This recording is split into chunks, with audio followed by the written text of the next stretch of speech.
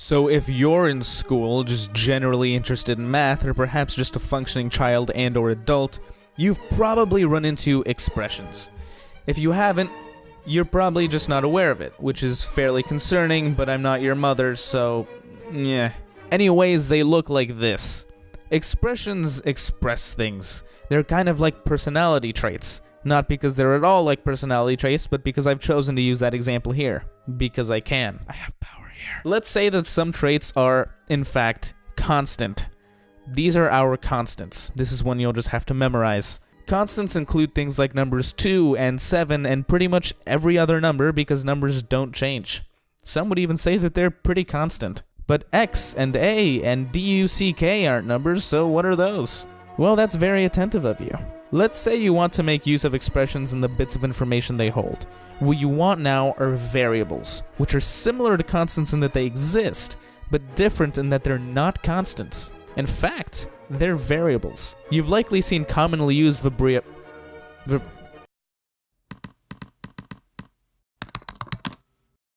variables such as X and Y. Variables are incredibly useful because, like elected officials, they serve as representatives. The difference is that they often represent the unknown instead of lobbyists. They can also denote context. You've probably noticed that X is normally used to denote a value on the x-axis, and Y for the... I think you got that one. These are the parts of somebody's personality that are not so constant, but rather variable.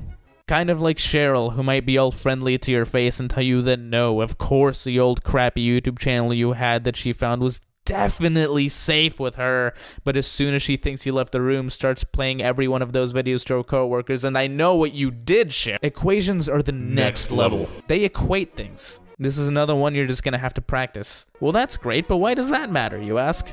Well, that's a swell question, and I'm proud of you.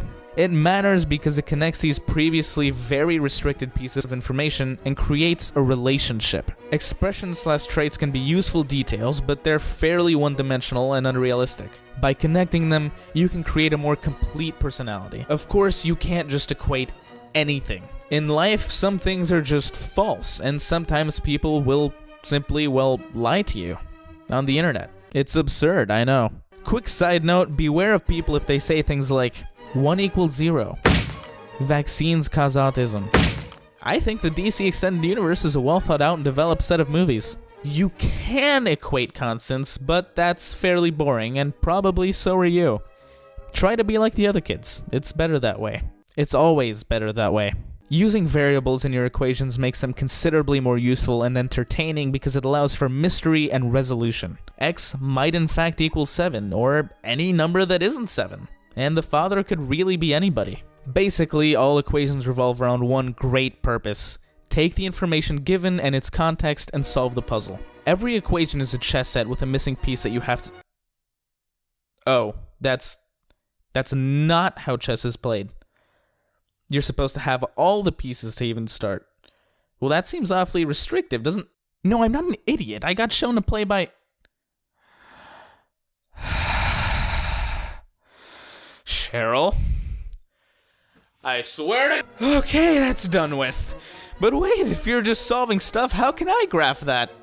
Well, with a pencil probably, perhaps a pen if you like to live on the edge, but mostly with the magic of variables. When graphing, you're still solving stuff. You're just displaying a relationship in a much neater format. When two variables are equated in an equation, you're often setting up an input and an output. Let's pick an easy one. We'll call her Margaret. She's pretty basic. Everybody's used her at some point, but she'll do. On your standard everyday third period graph like this one of Margaret, your input is down here. Your output is over here. Let's pick 4. Your input is now 4, which goes into Margaret. Margaret then produces 16. Do this for all relevant inputs, and bam, there you go, Margaret in her full glory. Quick side note, while graphs always show some sort of relationship, that relationship does not necessarily have to be derived. The graph could just be informative. In the end, just like personalities, every equation is a puzzle. Some are stupidly simple, and some are unnecessarily complex. You really only have control over your equation, so... you know, don't be a dick.